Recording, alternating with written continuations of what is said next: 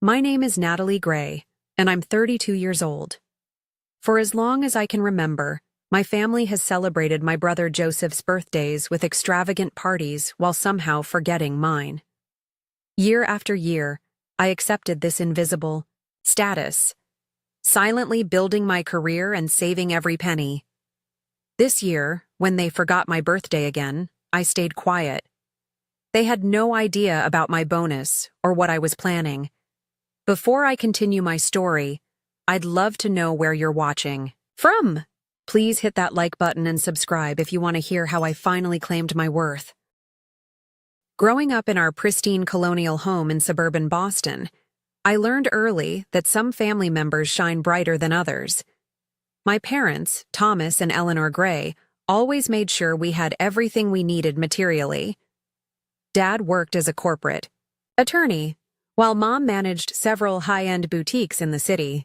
From the outside, we appeared to be the perfect American family: successful parents, 2 healthy children, and a golden retriever named Cooper. But within our household walls, a different reality existed. The pattern began subtly when Joseph and I were young. When he turned 10, my parents transformed our backyard into a carnival wonderland. Over 50 kids from school attended, bouncing on the rented inflatable castle, faces painted by professionals, and feasting on catered food. A magician performed impressive tricks that left the children gasping with delight. My parents spared no expense, proudly documenting every moment with their expensive camera. Just 3 months later, when my 8th birthday arrived, I woke up with butterflies in my stomach. Mom rushed us through breakfast, hurrying to get Joseph to his soccer tournament. "We'll do something special tonight, honey," she promised, kissing my forehead before dashing out the door. That evening, after Joseph's game-dominated dinner conversation, Mom placed a store-bought cake in front of me with 8 skinny candles. They sang quickly, and Dad passed me a gift bag containing a generic journal and colored pencils. "You're the quiet one, sweetie," Mom explained when I couldn't hide my disappointment. "Joseph is more extroverted, so he enjoys big parties. We thought you'd prefer something small." Dad nodded in agreement. "Plus, we're just tired from work. Planning big events takes a lot of energy." I didn't understand yet how these justifications would become a lifelong pattern, but I nodded and thanked them for the cake, retreating to my room to write in my new journal about the birthday I had imagined. My Aunt Caroline noticed the disparity during her rare visits from California. "Natalie, why don't your parents have any photos from your piano recital on the wall?" she once asked, gesturing toward the shrine of Joseph's athletic achievements dominating our hallway. I shrugged, having accepted my secondary status. "Aunt." Caroline frowned but lived too far away to intervene regularly. My grandmother Martha became my sanctuary. Living just 20 minutes away, she never forgot my birthday, always arriving with a thoughtfully chosen gift and a card filled with encouragement about my potential. "You have a special light, Natalie," she would whisper while hugging me. "Some people shine like fireworks, demanding attention. Others glow steadily like stars, guiding people home. Never dim your light for anyone." While Joseph brought home average grades that received effusive praise, my straight A's and academic awards sparked minimal interest. "That's nice, honey," Mom would say, barely glancing at my report card before turning back to her magazine. When I won the district spelling bee in 5th grade, Dad had an important meeting and Mom had inventory at the store. I stood alone on stage, searching the audience for familiar faces that weren't there, while my teacher, Mrs. Patterson, gave me an extra congratulatory squeeze, understanding my disappointment. I developed what my childhood therapist later called an invisible child persona. I became exceptionally self-sufficient, completing homework without assistance, packing my own lunches, and solving problems independently. I learned that asking for attention or validation only highlighted its absence, so I stopped asking. In 4th grade, I befriended Olivia Marshall, whose vibrant family welcomed me warmly. Her parents attended every school event, celebrated achievements, large and small, and treated Olivia and her siblings with equal enthusiasm. Initially, I found their dynamics confusing. When Mrs. Marshall fussed over my science fair victory as if I were her own daughter, I nearly cried from the unfamiliar recognition. Olivia's home became my emotional refuge, a place where I felt seen. "Your family is different," Olivia observed after witnessing my 11th birthday, passing with just a hastily signed card from my parents, who were busy preparing for Joseph's upcoming basketball tournament. The simple acknowledgement of this truth felt revolutionary. I wasn't imagining the imbalance. It was real, and someone else could see it too. My 16th birthday fell on the same weekend as Joseph's regional soccer championship. The timing couldn't have been worse, or more predictable. That morning, I woke early, allowing myself a moment of hope that Sweet 16 might finally merit some special attention. I came downstairs to find my parents packing the car with coolers and folding chairs for the tournament. "Oh, Natalie, good morning," Mom said, checking her watch. "We need to leave in 20 minutes. Joseph needs to be there early for warm-up." Dad glanced up from loading the trunk. "There's cereal in the pantry. We'll grab dinner somewhere after the game." Neither mentioned my birthday. I stood frozen in the doorway, the invisible girl turning 16 without anyone noticing. I retreated to my room, applied makeup to hide my red eyes, and joined them in the car, where the conversation revolved entirely around Joseph's prospects for earning a soccer scholarship. We spent my entire birthday on metal bleachers, cheering for Joseph's team.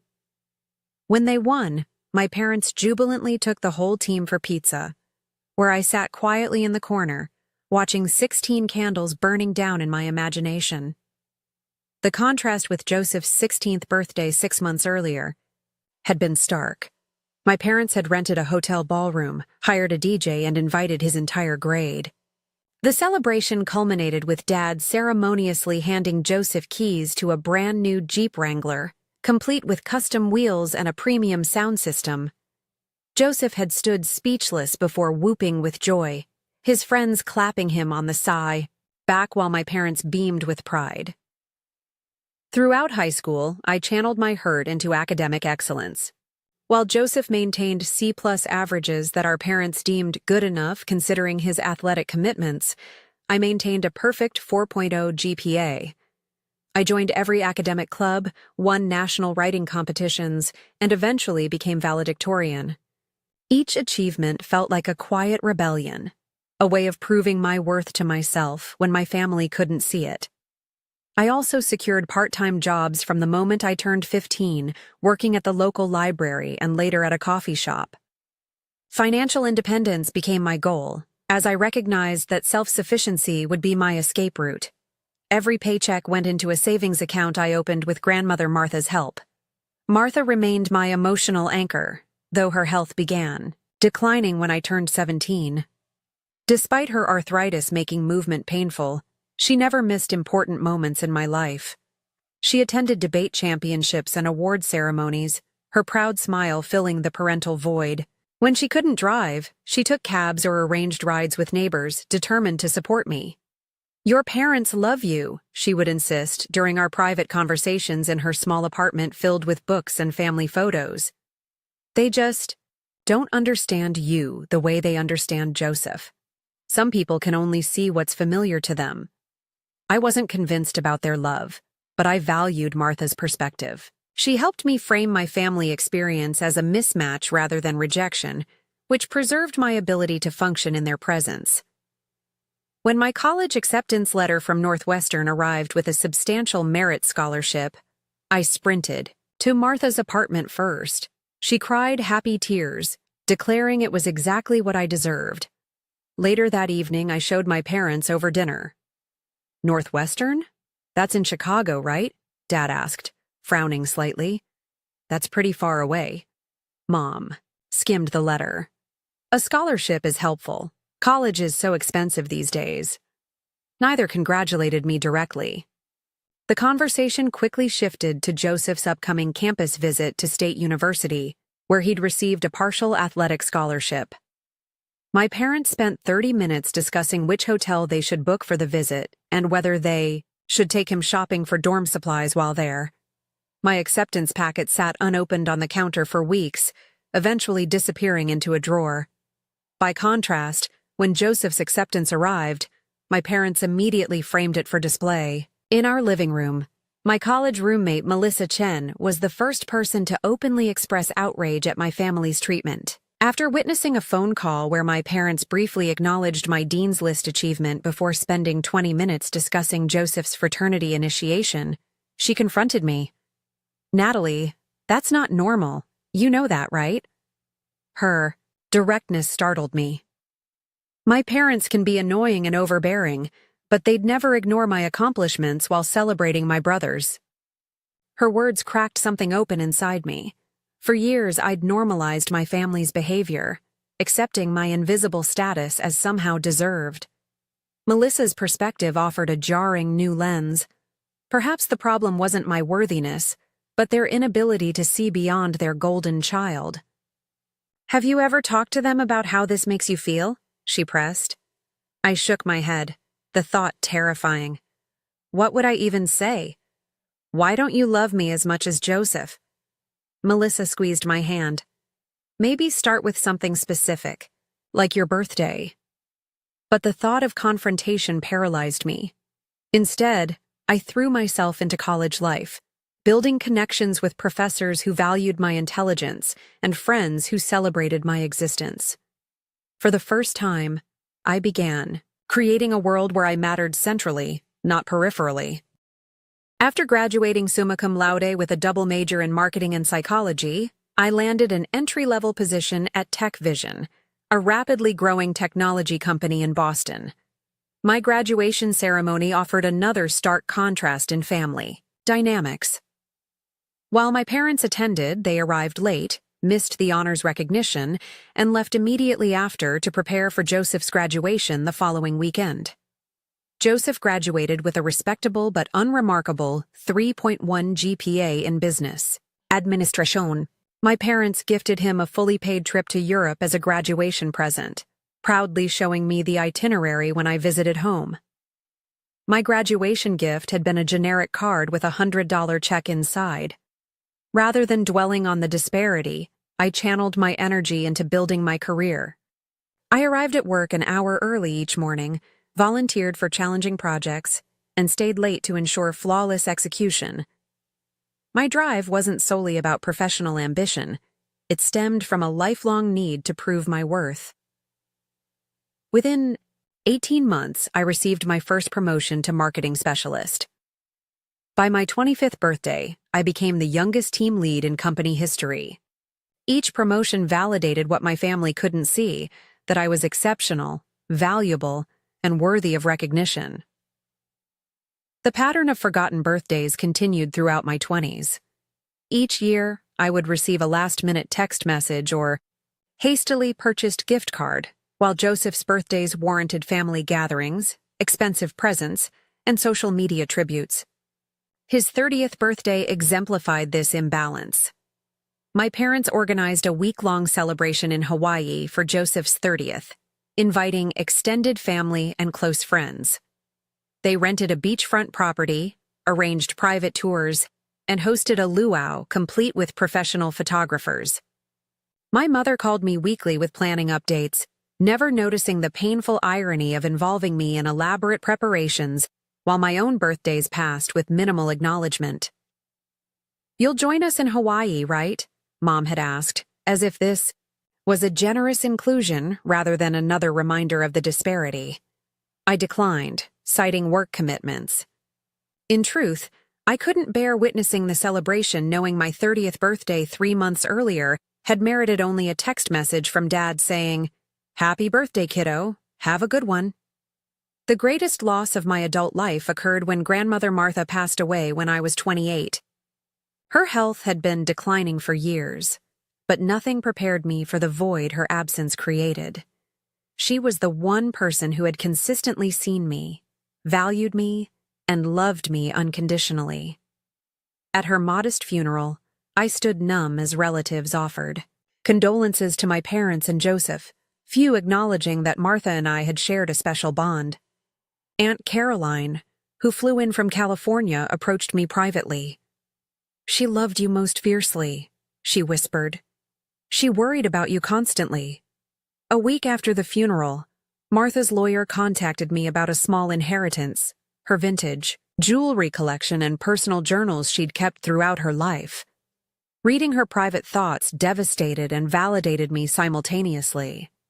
Martha had documented the pattern of favoritism she observed, expressing concern about its impact on my development while noting her admiration for my resilience. "Watched T&E fuss over Jay's baseball trophy for 20 minutes today without asking N about her perfect report card," one entry read. "Considered confronting them but fear it would make things worse for N. Instead, taking her to celebrate privately tomorrow. She deserves champions in her corner." Martha's journals became both comfort and catalyst. They confirmed I hadn't imagined the disparity while forcing me to confront its continued impact on my adult life. After several months of grief-induced insomnia and anxiety attacks, I began therapy with Dr. Samantha Willis. "You've developed remarkable coping mechanisms," Dr. Willis observed during our sessions. "But adapting to unhealthy dynamics isn't the same as healing from them." Through therapy, I began addressing the childhood neglect that shaped my perfectionism, people-pleasing tendencies, and fear of expressing needs. I practiced setting boundaries with family, though these were often tested and violated. I also worked on building deeper connections with friends who valued me authentically. At work, I formed a particularly close friendship with Rebecca Johnson, our creative director. Unlike many colleagues who respected but feared her exacting standards, I thrived under her mentorship. She pushed me to refine my skills while recognizing my unique strengths. "You have exceptional emotional intelligence," Rebecca noted during a performance review. "You anticipate client needs before they express them.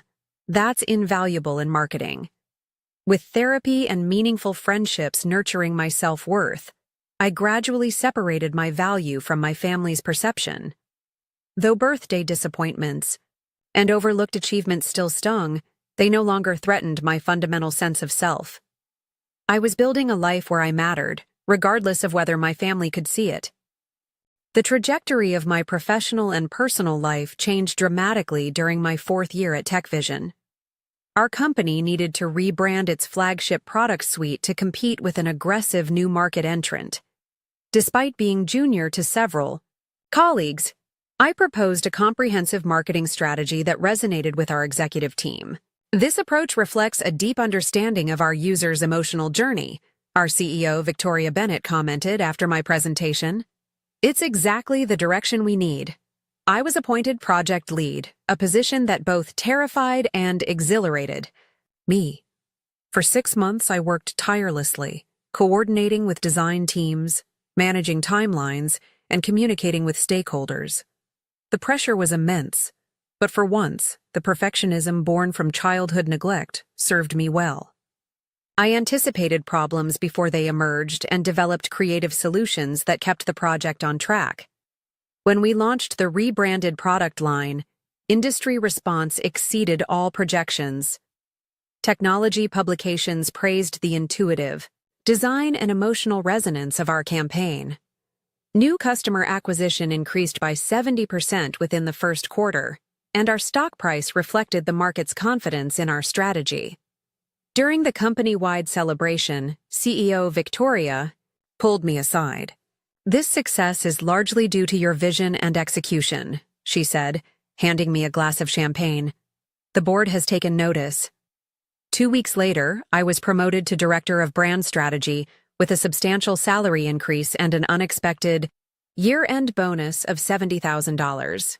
The executive notification arrived in my private email, marked confidential with instructions about tax implications. I sat alone in my apartment that evening, staring at the bonus notification with tears streaming down my face. The amount exceeded my most optimistic expectations and represented something more valuable than money: recognition of my worth. When I called my parents to share news of my promotion, their response followed the familiar pattern of mild interest. quickly redirected to Joseph. "That sounds nice, honey," Mom said after my brief explanation of my new role. "Did Joseph tell you about his new business venture? He's opening a fitness center downtown. Your father and I are helping with the initial investment." Dad chimed in enthusiastically. "It's a tremendous opportunity. The location is premium, and with Joseph's connections from his college sports days, he's sure to attract a solid client base." I listened to them expound on Joseph's entrepreneurial potential for 20 minutes without asking a single follow-up question about my career achievement. My news, as always, was a brief detour from the main family narrative centered on Joseph. Later that week, during our regular phone catch-up, Joseph mentioned casually, "Mom and Dad transferred $40,000 to help me secure the gym space. They're so supportive." I bit my tongue, remembering how I'd paid for graduate school entirely through scholarships and part-time work after they explained they needed to conserve funds for retirement. Their financial support of Joseph wasn't surprising, but the amount still stunned me. As my 32nd birthday approached in early spring, I made a deliberate decision to remain silent about it. Previous attempts to hint at birthday acknowledgement had only yielded last-minute obligatory gestures that made the oversight more painful than if they had forgotten entirely. This year, I would expect nothing and spare myself the disappointment. Dewey? Weekend before my birthday, Rebecca invited me to join her at her coastal Maine cottage. "I need help choosing paint colors for the guest room," she explained. "Plus, we both need ocean air." During our drive along the picturesque coastline, Rebecca pointed out an elegant Cape Cod-style house with a "for sale" sign posted near the road. "That place has been on the market for months," she mentioned. "Apparently, the owners relocated overseas for work and are motivated to sell." On impulse, I asked to stop. As we walked the property, peering through windows at hardwood floors and ocean views, something shifted inside me. The house needed updates but had excellent bones and a private path to a small beach cove. For the first time, I could envision a space that was entirely mine, removed from family dynamics and workplace pressures. "I'm going to call the realtor," I announced, surprising both Rebecca and myself. The asking price had already been reduced significantly, and with my bonus and savings, I could make a substantial down payment. After a thorough inspection revealed no major issues, I submitted an offer 10% below asking price, which the sellers accepted within hours. The mortgage approval process moved swiftly given my excellent credit score and stable employment. As I signed closing documents exactly 1 week after my forgotten birthday, I experienced an unfamiliar sense of power. I owned something significant that my family knew nothing about. Over the next 2 months, I drove to Maine every weekend, painting walls, replacing outdated fixtures, and furnishing my retreat with carefully selected pieces. Rebecca helped transport furniture and offered design suggestions, but this project was fundamentally mine, a physical manifestation of my independence and worth. I told no one in my family about the vacation home, not when Dad called to discuss tax strategies for their retirement accounts. Not when Mom texted photos of new equipment arriving at Joseph's gym. Not when Joseph complained about permit delays and unexpected expenses in his business venture. With each improvement to my coastal sanctuary, my confidence grew. I replaced the dated kitchen countertops with gleaming quartz. I installed bookshelves along the living room wall and filled them with novels I'd always wanted to read. I splurged on luxurious bedding for the master bedroom that faced the ocean. Each decision, made without seeking anyone's approval, felt revolutionary. As spring turned to early summer, my vacation home transformation neared completion. Standing on the back deck overlooking the Atlantic Ocean, watching gulls circle in the evening light, I felt a profound sense of alignment. This tangible achievement existed independently of my family's validation. It was mine alone. Bought, with money I had earned, transformed through my vision, and enjoyed on my terms. My 32nd birthday came and went without acknowledgement from my family. No calls, no texts, not even the generic social media post that many distant acquaintances managed to share. The complete oversight might have devastated me in the past, but this year I felt a curious sense of liberation. Their forgetfulness had become predictable, and I had stopped organizing my expectations around them. 3 days after my birthday, an elaborate digital invitation arrived in my email. Joseph was turning 34, and our parents had planned a surprise yacht party on Boston Harbor to celebrate. The invitation featured professional graphics, a catered menu from an exclusive restaurant, and instructions about parking at the marina. Please arrive by 6:30 p.m. to surprise Joseph when he boards at 7 p.m., the invitation concluded. Gifts optional but welcome. We've created a registry at Premium Fitness Supplies for those wanting suggestions. I confirmed my attendance with a brief reply, offering to bring wine. Mom responded immediately with specific preferences for Joseph's favorite Cabernet. In the days leading up to Joseph's celebration, I finalized the last touches on my vacation home. I hung artwork, positioned outdoor furniture on the deck, and planted flowering shrubs along the front walkway. The transformation was complete, from dated property to personally meaningful sanctuary. On the morning of Joseph's party, I made a spontaneous decision. I would finally share my achievement, not through awkward family conversation where it might be minimized, but on my own terms through social media. I spent 2 hours taking perfect photos of each room, capturing ocean views from windows, and creating a video tour that showcased the property's features. I wrote and rewrote my post several times, finally settling on wording that felt authentic, without being confrontational. Excited to finally share my secret project of the past few months, I purchased this coastal Maine vacation home and have been renovating it weekends. Thankful for my career that made this possible, and looking forward to sunrise coffee on this deck for years to come. First-time homeowner. Coastal living. Dream come true. I scheduled the post for 7:15 p.m., exactly when Joseph's surprise party would be in full swing. Then I dressed carefully for the evening in a navy blue cocktail dress, applied subtle makeup, and drove to the marina, arriving precisely at 6:30 p.m.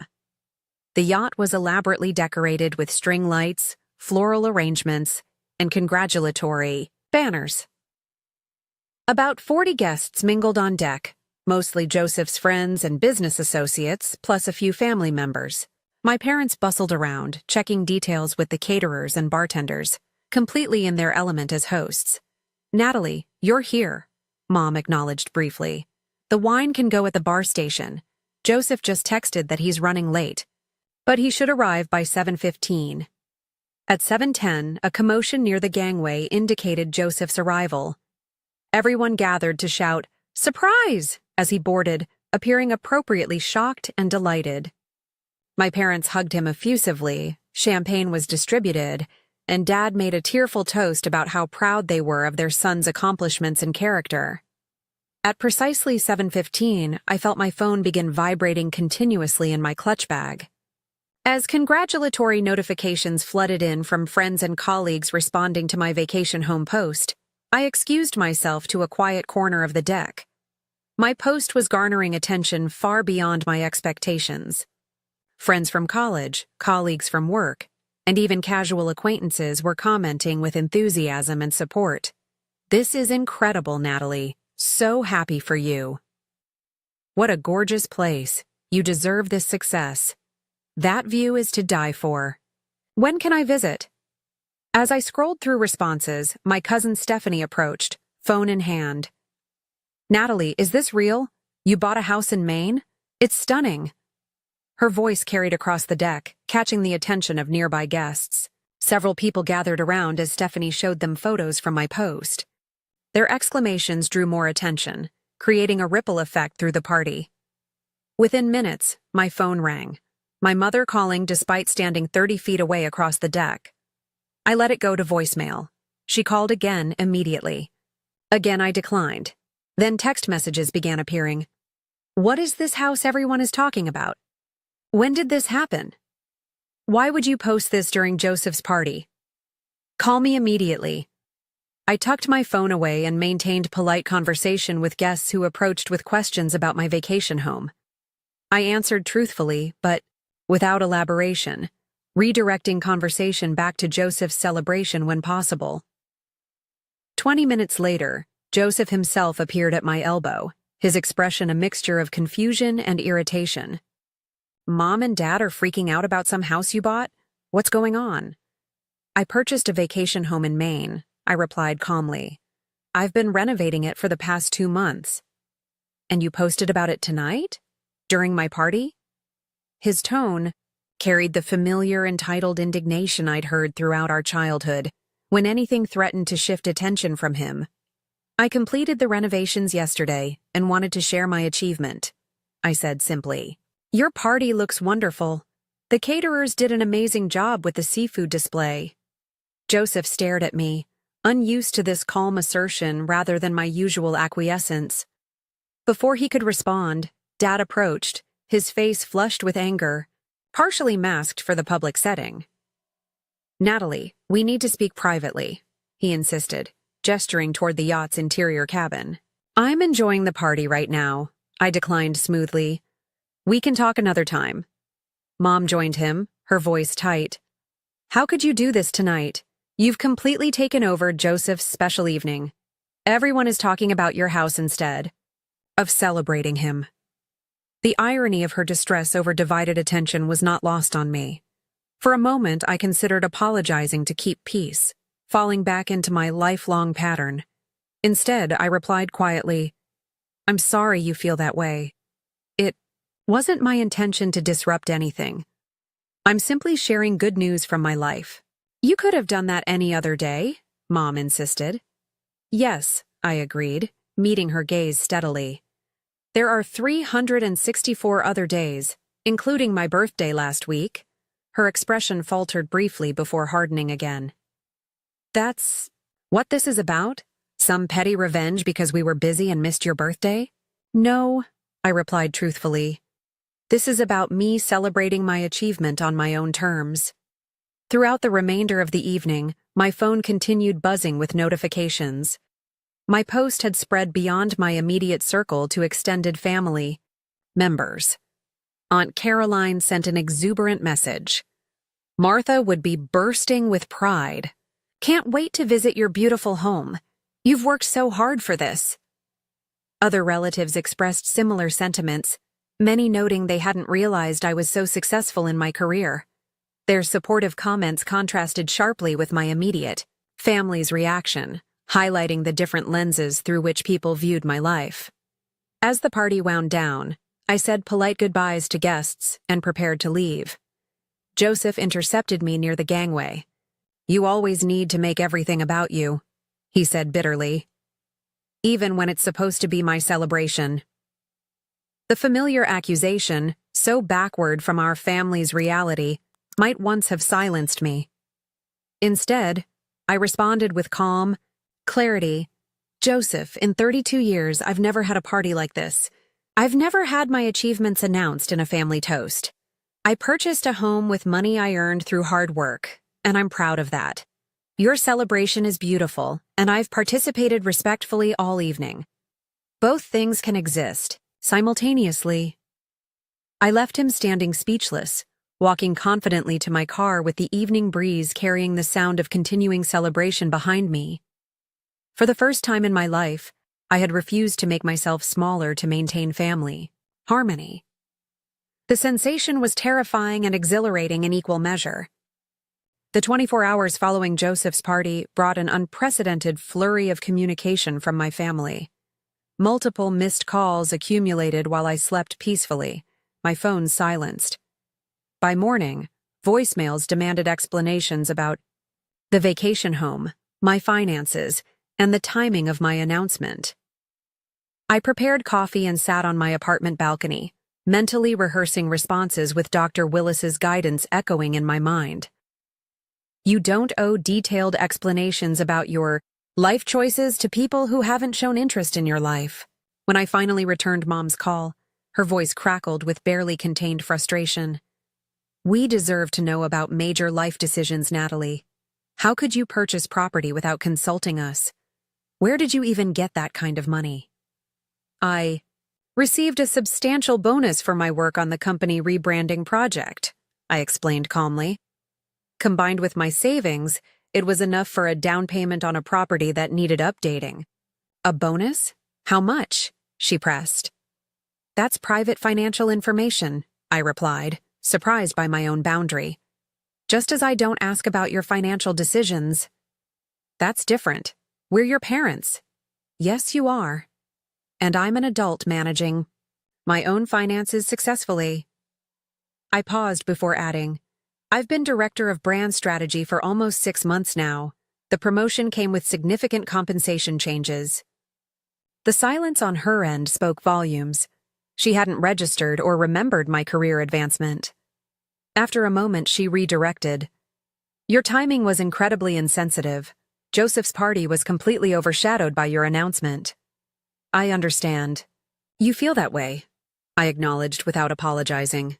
Just as my birthdays have been overshadowed by Joseph's events throughout my life.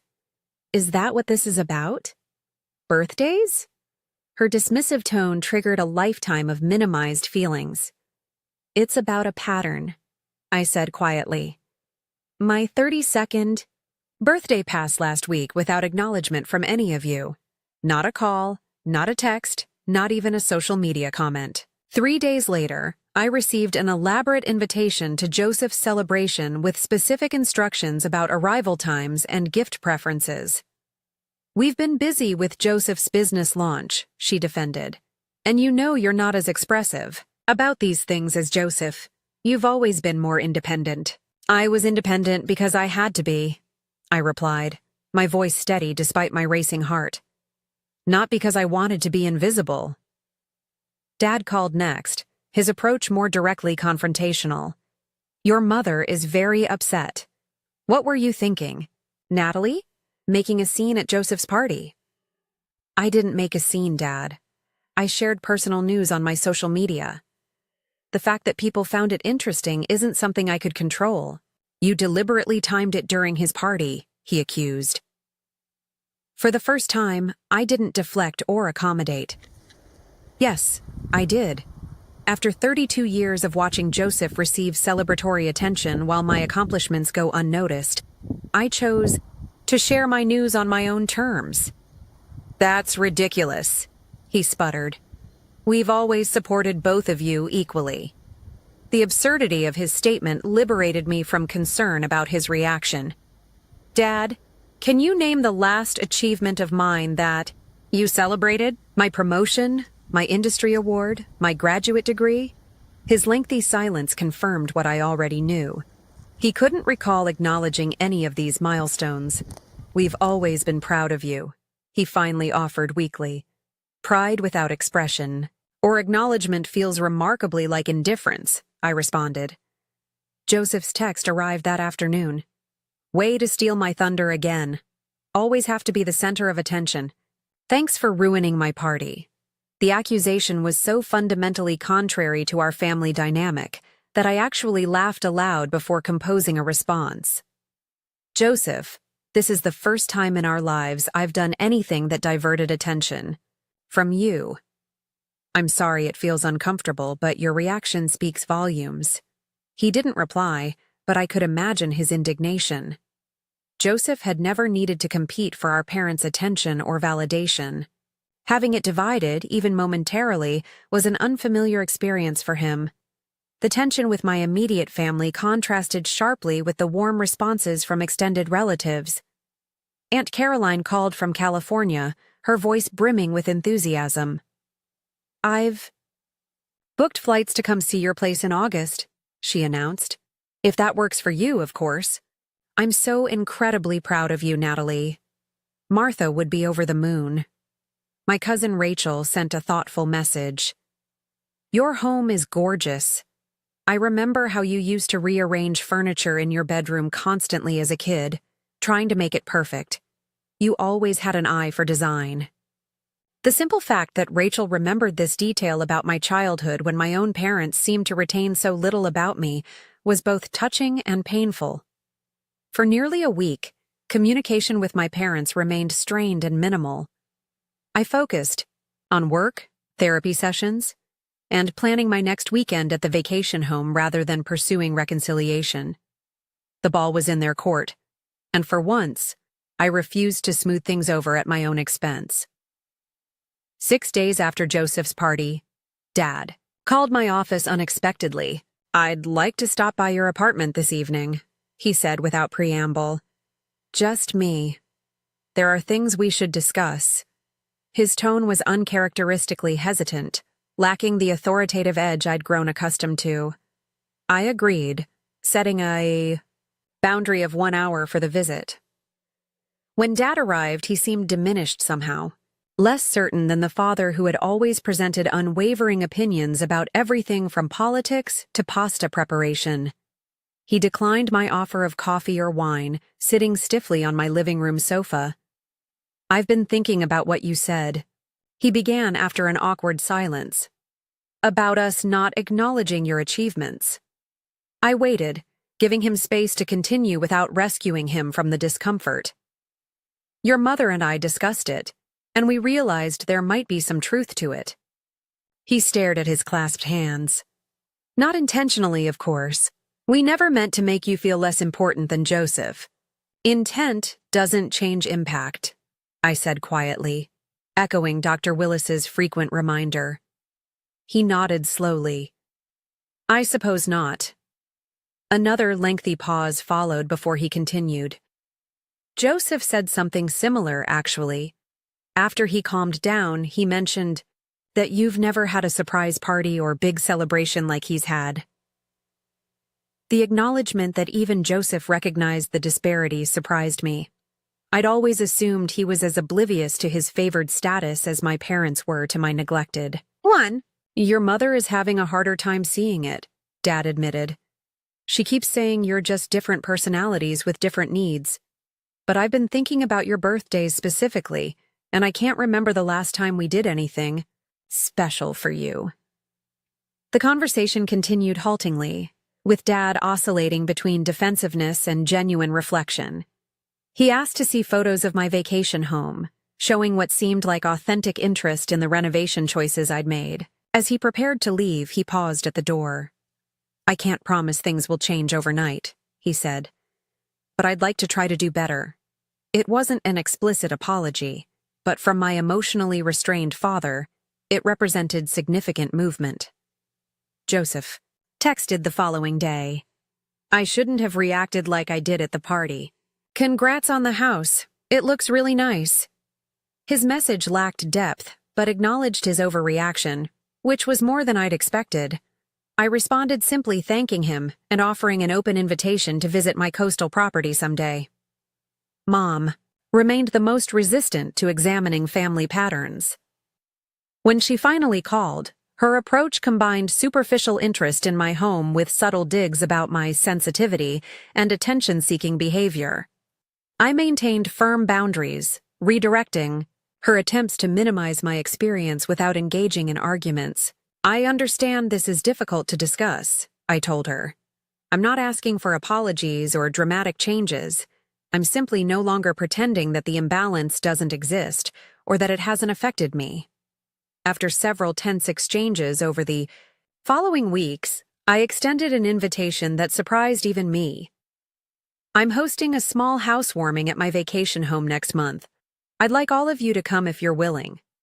The invitation represented both boundary and olive branch, welcoming them into my space on my terms.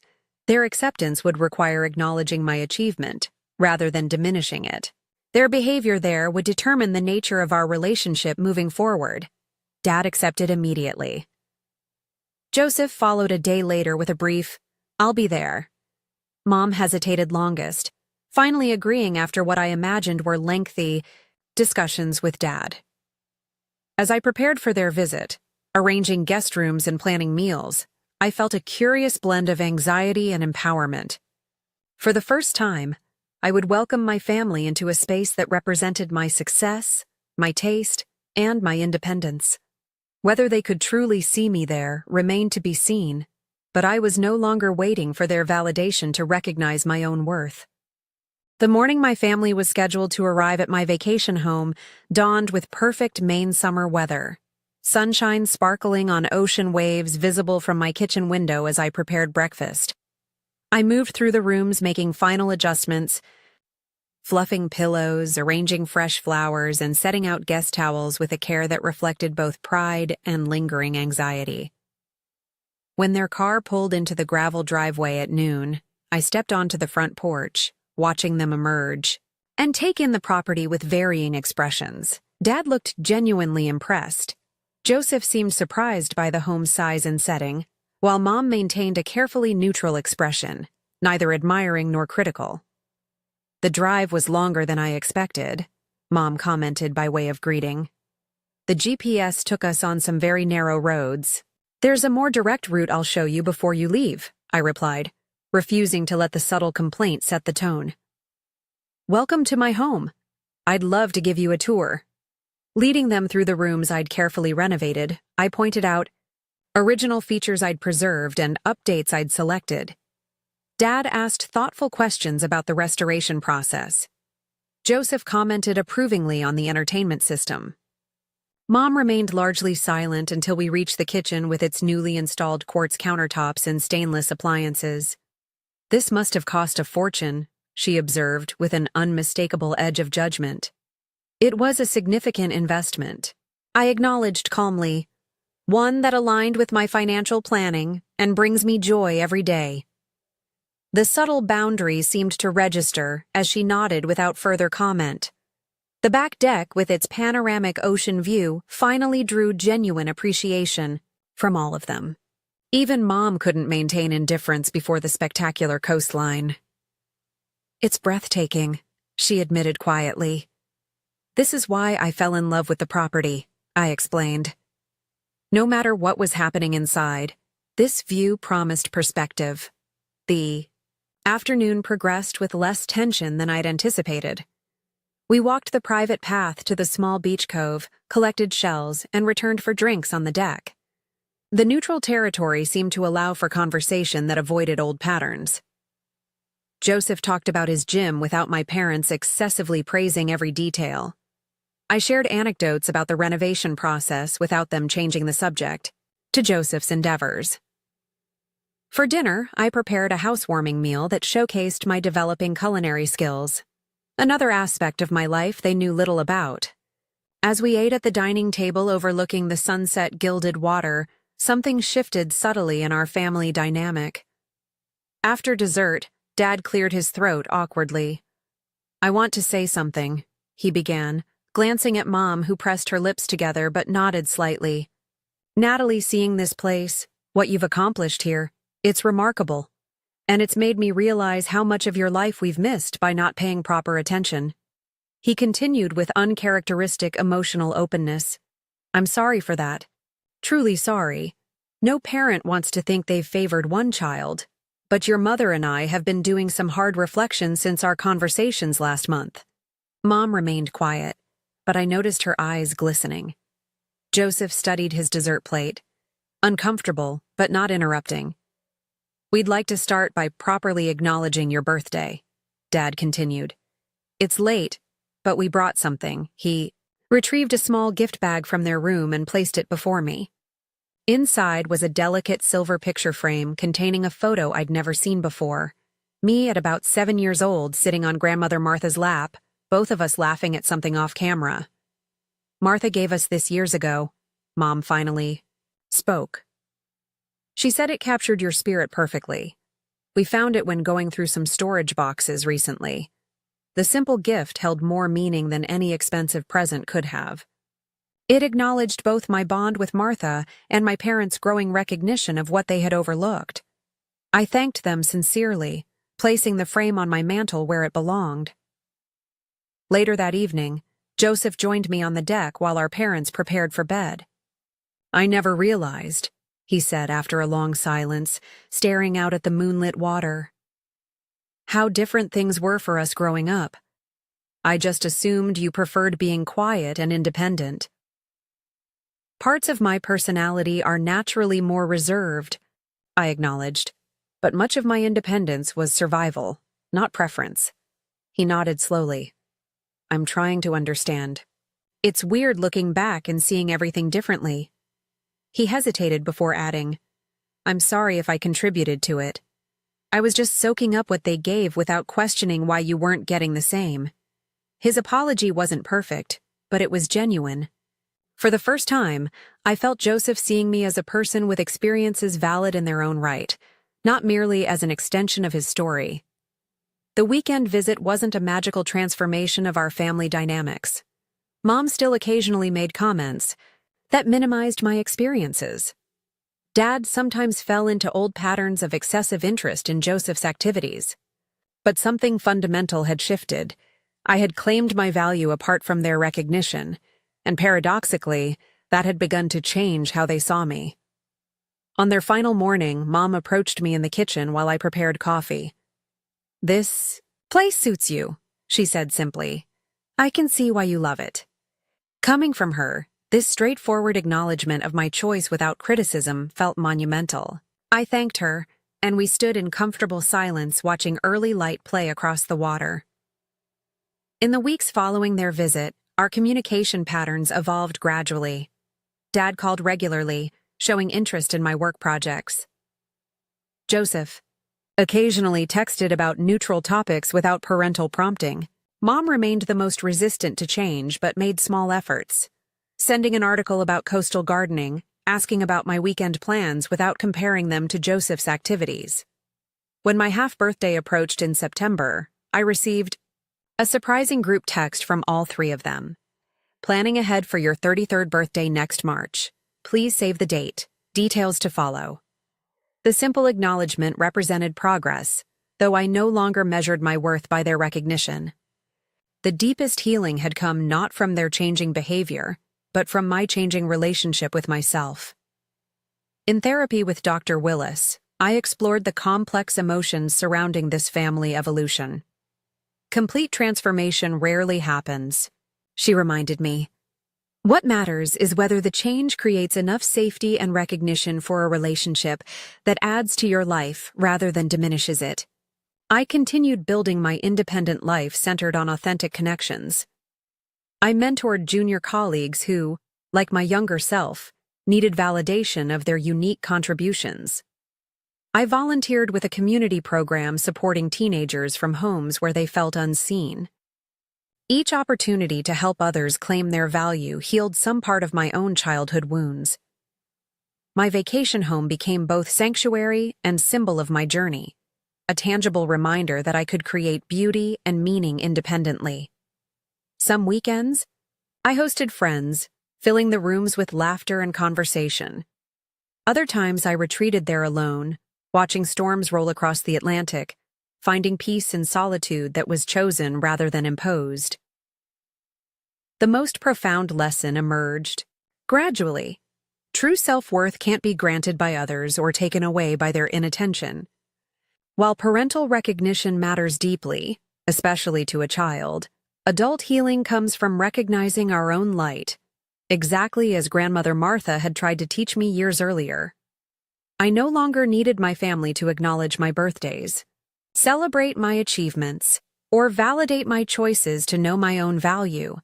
Their growing ability to see me more clearly was welcome, but not essential to my wholeness. This quiet liberation allowed me to engage with them from a place of choice rather than need, transforming our relationship into something imperfect but increasingly authentic. Have you ever felt invisible in your own family? Perhaps you recognize parts of this journey in your own life. I'd love to hear your stories in the comments below. If this resonated with you, please like and subscribe to connect with others on similar paths. Remember that your worth exists, independently of others' ability to recognize it. Thank you for listening, and may you find the courage to claim your own value, whether others see it or not.